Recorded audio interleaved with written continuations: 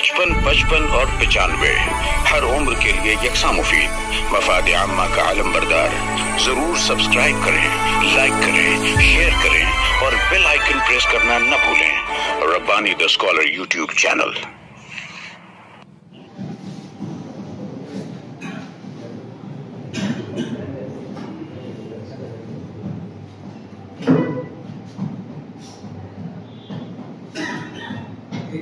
कहानी है, बच्चों की कहानी।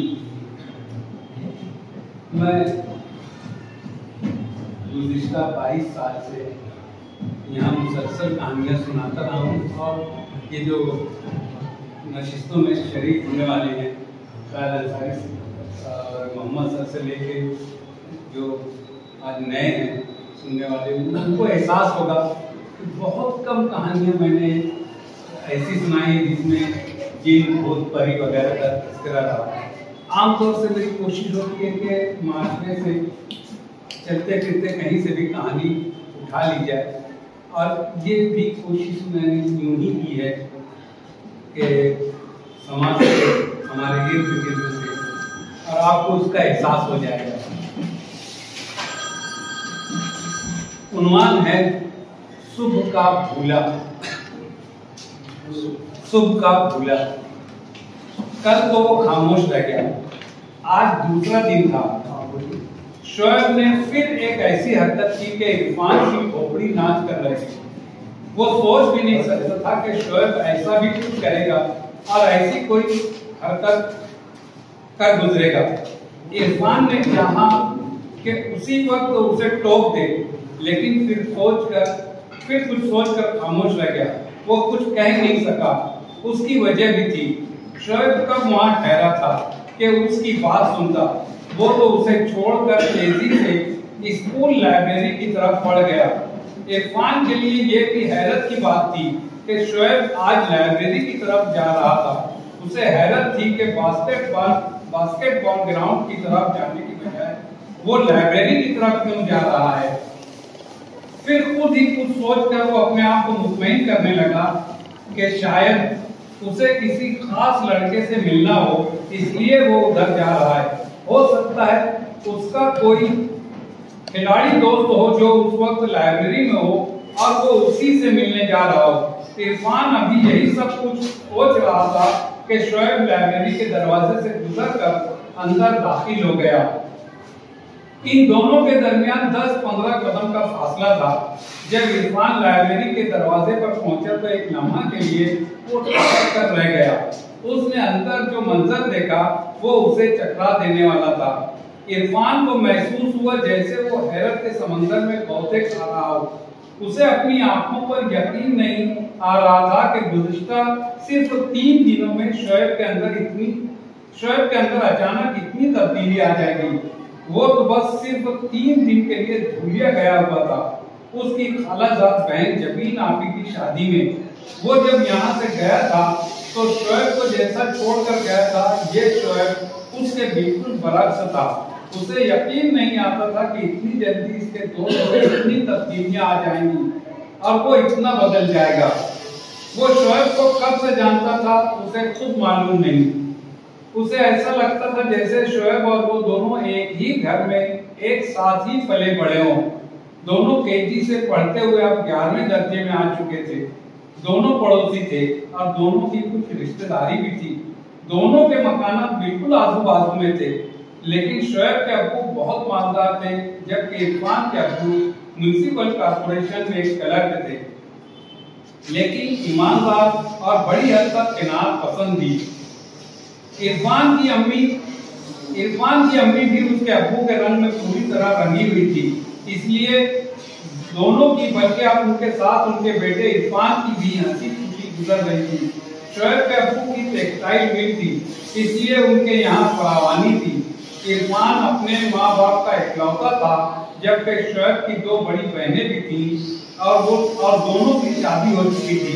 शोएब का इसके घर में हद से ज्यादा लाड प्यार था और उसकी हर ख्वाहिश पूरी होती थी। जब तक बहनें थी, अम्मी अब्बू के साथ वो भी शोएब की नाज बरदारी में लगी रहती और अब उसके अम्मी अब्बू लगे रहते हैं अप्पू तो खैर से मिल चले जाते, लेकिन अम्मी के दुलार और हर जा बेजा फरमाइश पूरी करने की उनकी चाह ने उनके बेटे को बड़ी हद तक खराब करके रख दिया था। सारे लड़के जो शोएब के साथ रहते थे वो आहिस्ता आहिस्ता एक एक करके उससे दूर हो गए, क्योंकि वो जब चाहता उनका खेल बिगाड़ देता या उनके खिलौने तोड़ देता और कभी छीन लेता।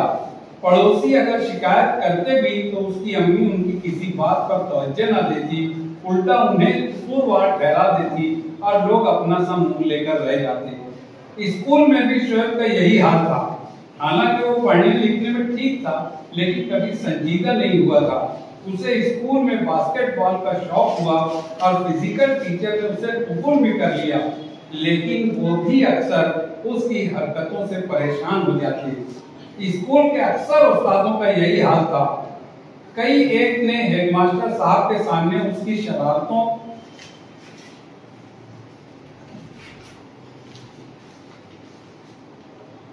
और दूसरों को तंग करने की शिकायत भी की, मगर हेडमास्टर साहब आखिर में ये कहकर मामला रफा दफा कर देते कि बड़े बाप की औलाद है, कुछ दिन और संभाल लो। उस्ताद भी उनकी बेबसी पर खामोश हो रहे थे। अब जबकि शोएब खामोशी से एक रिसाले को उठाए पढ़ रहा था, उसे इस पर हैरत होना ही थी। वो लाइब्रेरी में दाखिल हुआ और शोएब से कुछ दूर एक दूसरी कुर्सी पर जा बैठा। उसे यहाँ अंग्रेजी के अखबार की सुर्खियां पढ़ना बहुत अच्छा लगता था। वो अक्सर अंग्रेजी अखबारों की सुर्खियां पढ़ता, कुछ समझता और कुछ नहीं, लेकिन वो उन सुर्खियों में मौजूद कोई न कोई एक नया लफ्ज जरूर जहन नशीन कर लेता और अक्सर घर जाकर डिक्शनरी में उसके मानी देखता। उसने पहला अखबार उठाया, उसकी छोटी बड़ी सुर्खियों पर नजर दौड़ाता रहा, फिर बहुत देर बाद उसने दूसरा अखबार उठा लिया, फिर तीसरा। लेकिन आज वो पढ़ तो रहा था, जहन कहीं और की सैर कर रहा था। उसके दिल में अब भी शोएब की हरकतों के मुतालिक जान लेने की खलिश उसे बेचैन किए हुए थी। आखिर कोई पौन घंटा बाद शोएब खुद उसके पास आया और इशारे से बाहर चलने को कहा। इरफान को लाइब्रेरी में खामोशी के उसके पास लिहाज पर भी हैरत हुई, लेकिन वो कुछ कहे बगैर उसके पीछे चल पड़ा। लाइब्रेरी से निकलकर शोएब अभी चंद कदम ही चला था कि आखिर इरफान ने उसे टोका। उसने कहा, शोएब क्या बात है, ये सब मैं क्या देख रहा हूँ? शोएब ने पूछा, क्या देख रहा है?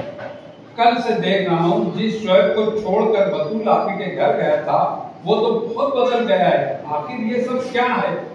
शोएब ने मुस्कुराते हुए कहा, नहीं तो मैं तो बिल्कुल वैसा ही हूँ जैसा था। क्या कहा? कल भी मैं पूछते रह गया कि आखिर तूने अपनी गाड़ी के सफेद मर्क्यूरी लाइट क्यों बदले, और आज जब तूने गाड़ी पार्क की तो उसके दोनों बैक मिरर को मोड़कर नीचे कर दिया। यही कोई दूसरा कर देता तो तू उसकी क्या दुर्गत बनाता? इससे पहले कि शोएब कोई जवाब देता, दोनों बास्केटबॉल ग्राउंड तक पहुंच चुके थे। वहां एक प्रैक्टिस मैच जारी था और फिजिकल टीचर भी मौजूद थे। उन्होंने शोएब को देखते ही आवाज लगाई, शोएब आ जाओ, मैच अभी शुरू हुआ है। शोएब ने अदब से जवाब दिया, सर दूसरे हाफ में उतरता हूँ। फिजिकल टीचर उसे हैरत से देखकर रह गए। उनको शायद इस मुहज़्ज़ब जवाब की उम्मीद नहीं थी। ऐसा जवाब शोएब की आदत के खिलाफ था। वो तो जब आता खेल में शामिल हो जाता, चाहे जरूरत हो या ना हो, मजबूरन किसी दूसरे खिलाड़ी को ग्राउंड से बाहर आना पड़ता। फिजिकल टीचर हैरत से उसे देखकर दोबारा खेल की तरफ मुतवज्जह हो गए। शोएब इरफान को लेकर मैदान के शिमाली गोशे की तरफ बढ़ गया। ये इलाका निस्बतन पुरसुकून था और तलबा उस तरफ कम आते थे। वहां एक बड़ी और ऊंची पत्थर की चट्टान थी। वो कब और कहां से वहां आई थी किसी को नहीं मालूम। अक्सर स्कूल के तन्हाई पसंद उस्ताद या कोई तालिबे इल्म कभी उस पर आ बैठता और जब तक जी चाहता बैठा रहता। शोएब और इरफान दोनों उस पर बैठ गए। शोएब ने बैठते ही कहा, हाँ अब बोल, क्या बोल रहा था? इरफान ने बर्जस्ता कहा, जो कहना था कह चुका। इरफान के जवाब से वो काफी देर खामोश रहा। उसके बाद उसने कहना शुरू किया।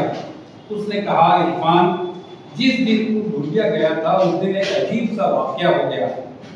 उस दिन एक अजीब सा वाकया हुआ। जब स्कूल की छुट्टी हुई तो मैं पिदवाई रोड से घर जा रहा था। उस दिन मैं पैदल ही था और पैदल ही वापस हो रहा था। तू जानता है छुट्टी के वक्त पिदवाई रोड पर कितना रश होता है। मैं केरला होटल तक पहुंचा था कि एक अजीब सा मंजर देखा। मैंने देखा कि सड़क के बीचों बीच एक आधी ईंट का टुकड़ा पड़ा हुआ है और लोग उसके दाएं बाएं से बचकर निकले जा रहे हैं। मैं ईंट के टुकड़े तक पहुंचा भी नहीं था कि मैंने देखा एक बहुत कमजोर और लादर सी बुढ़िया उस ईंट के करीब आकर बैठ गई। सड़क पर रश और फिर बीच में वो बुढ़िया। इरफान, तूने नहीं देखा, वो बुढ़िया इतनी कमजोर थी कि ठीक से चल भी नहीं पाती थी, लेकिन फिर भी उसने उस ईंट के टुकड़े को दोनों हाथों से उठा लिया। नहीं, बल्कि उसे अपने हाथों में लटकाया और झुकी हुई कमर के साथ धीरे धीरे किनारे की तरफ बढ़ने लगी। मैं रुक गया। मैं रुक कर उसे देखने लगा। वो 3-4 कदम चली और फिर बैठ गई। कुछ दम लेकर वो फिर उठी। मैं ठहर कर उसे देखने लगा। लोग उससे बचकर निकलते रहे। वो फिर चलने लगी और अभी 2-3 कदम ही उठाए थे कि मुझसे देखा नहीं गया। मैं उससे करीब पहुंचा और कहा कि वो ईंट मुझे दे दे। लेकिन जानते हो इरफान, बुढ़िया ने क्या जवाब दिया? उसने कहा कि बेटा, ये रास्ते पर दूसरों को तकलीफ देने वाली चीज है। मैं हटा दूंगी तो अल्लाह मुझे एक नेकी देगा। पता नहीं कौन सी नेकी वहां मेरे काम आ जाए। अब तू मुझसे वो एक नेकी भी छीन लेना चाहता है? नहीं बेटा, इसे तो मैं ही ठिकाने लगाऊंगी। इतना कहकर वो कुछ देर के लिए खामोश हो गया। वो बहुत संजीदा हो रहा था। कुछ देर बाद उसने फिर अपनी बात शुरू की। उसने कहा, यकीन कर इरफान, उस बुढ़िया की बात का मेरे दिल पर ऐसा असर हुआ कि दिन भर उसकी बात मेरे कानों में गूंजती रही। जानते हो, मैं दोपहर में भी खाना नहीं खा सका और रात में भी। हालांकि मैंने बुढ़िया के हाथ से ईंट लेकर सड़क के किनारे एक तरफ डाल दी, लेकिन बुढ़िया वही एक बात दोहरा रही थी, बेटा, मेरी एक नेकी मत छीन। तब मैंने उसे कहा भी कि नानी, जब मुझे नेकी मिलेगी तो तू ले लेना। उसके बाद वो दुआ देती हुई कांपती कांपती मुश्किल से सड़क के किनारे तक आ सकी थी।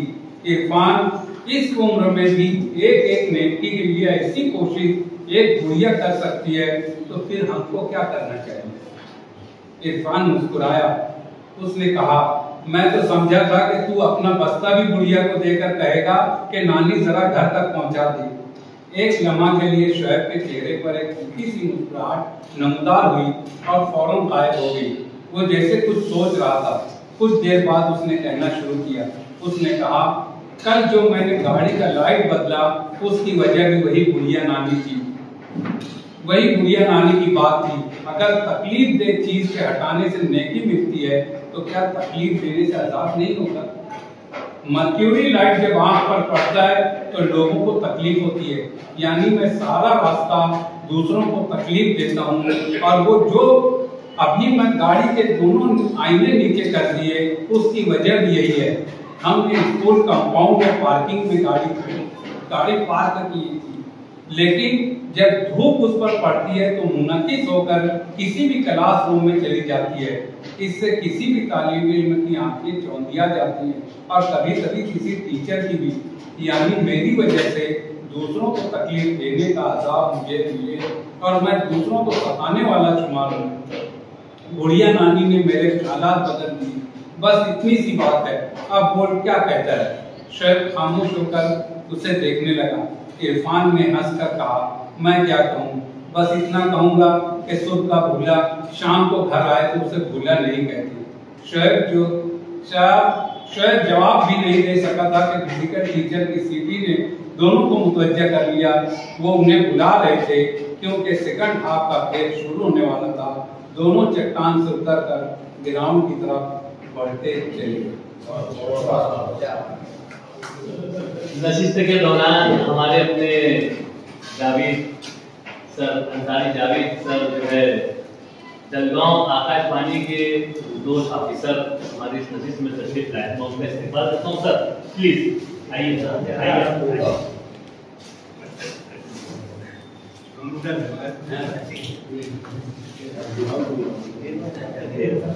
आइए आइए मंजूर भाई पहले स्टेज पर। यहाँ पर असल में कहानी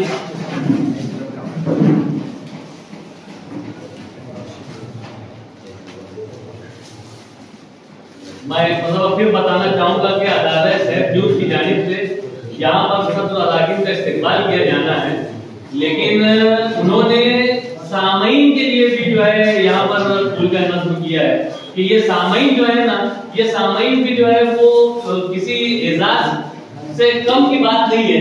मैं चाहूंगा कि मतलब जोरदार तालियां अदालत मस्जिद के सत्र अलाकिन के लिए भी और सामईन के लिए भी और अदालत सैफ न्यूज के लिए भी। डॉक्टर अच्छी बात है। मैं बहुत शुक्रिया अदा करता हूँ। डॉक्टर इकबाल फरकी साहब ने यहाँ पर एक कहानी पेश की, मान था सर, सुबह का भूला, जिसमें उन्होंने छोटी छोटी नेकियों की तरफ भी जो है बच्चों को रगबत दिलाने की कोशिश की। इस कहानी पर जो साहबान को तबसरा करना है उन्हें इजाजत तबसरा किया जा सकता है।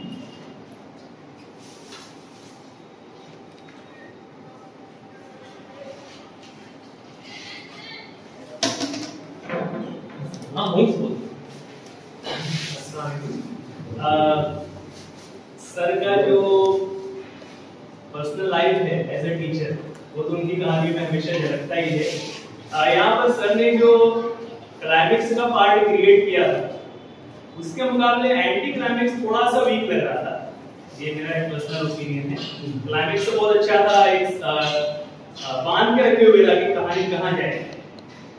बाद में चूंकि कहानी को खत्म करना था, सर ने अपने तरीके से उसको मोड़ दिया। मुझे ऐसा लग रहा था कि कोई और एक बड़ा इंसिडेंट हुआ होगा, लेकिन जो सर ने भी मिसाल उसमें ली है वो भी बहुत अच्छी है। तो ये एक मेरा पॉइंट था कि क्लाइमेक्स बहुत अच्छे से क्रिएट किया, एंटी क्लाइमेक्स थोड़ा सा वीक है। बोलो अतीक सलाम। जो इकबाल फरकी साहब उस्ताद हैं, उनकी कहानी में उंगली उठाने में सर सिर्फ एडवांस पे तवज्जो दे, क्योंकि अभी तक हम लोग सुनते आए हैं ईंट का जवाब पत्थर से, और वो जो नेकी की तरफ आगे की कहानी में कुछ वो ईंट को अगर उड़ान हो जाए तो वो ईंट ही वो रास्ता दिखाई बच्चे को।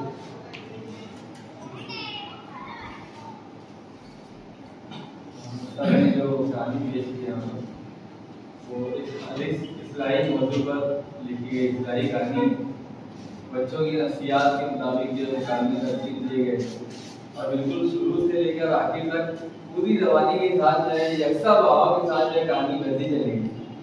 हमारा जो जहन था वो सर जो मंजर कशी कर रहे थे, बराबर पूरा नक्शा जो है उन्होंने खींचा, और जो इख्तिताम जो उन्होंने टर्निंग पॉइंट जो दिया है उसके मतलब जब अल्लाह ताला का किसी के दिल को बदलना चाहे तो बहुत बड़े वाक़े की जरूरत नहीं होती।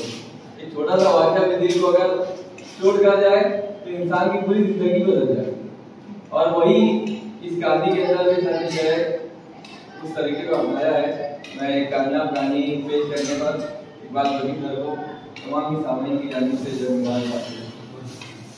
बात सर की तरह बड़ी छोटे बच्चों के लिए जो बच्चे मोम जैसा दिल रखते हैं, बहुत छोटी बातों से अट्रैक्ट हो जाते हैं। एक अच्छा मैसेज उन्होंने ये दिया कि बहुत ज़्यादा बड़ा आदमी बच्चों में बिगड़ने का सबब नहीं है, जो चीज़ हमारा हम लोग देख रहे हैं। और बहुत सारे लोगों को नालायक समझा जाता है, लेकिन उनका मतलब उसको हिदायत है कि 2 अच्छे पैटू खाने में आए सबको बहुत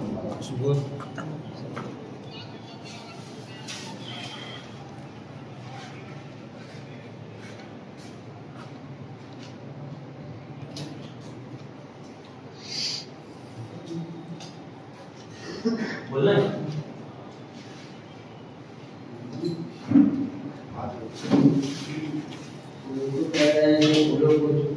कुछ टेक्निकल के बाद होते तो बोलता मैं मैं यहाँ को खुद देख ले पक्का, मैं क्या बोलूँ।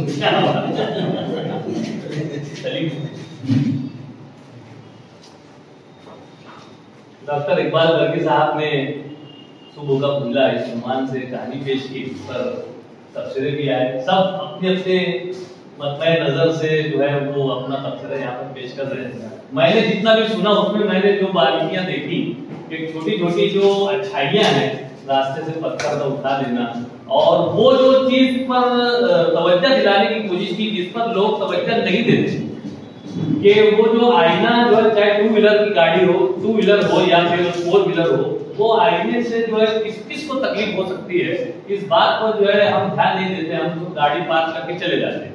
बहरहाल मैं भी मुबारकबाद पेश करता हूँ डॉक्टर इकबाल वर्की साहब को, हमेशा से वो सबा खामोश कहानियां तहरीर करते रहते हैं। आइए यहाँ पर दूसरे कलमकार को आप लोगों के रूबरू करना चाहूंगा। दूसरे कलमकार जो है हमारे अब्दुल रशीद आकिब साहब का भी नाम है। वो कह रहे थे कि मैं तिब्बे मकतब, लेकिन वो यहाँ पर अपनी तहरीरी शक्ल में जो चीज लेकर आए हैं, मैं चाहूंगा कि आप यहाँ पर पेश करें। 55 और 95 हर उम्र के लिए यकसा मुफीद। मफाद आम्मा का आलम बरदार। जरूर सब्सक्राइब करें, लाइक करें, शेयर करें और बेल आइकन प्रेस करना न भूलें। Rabbani the scholar YouTube channel.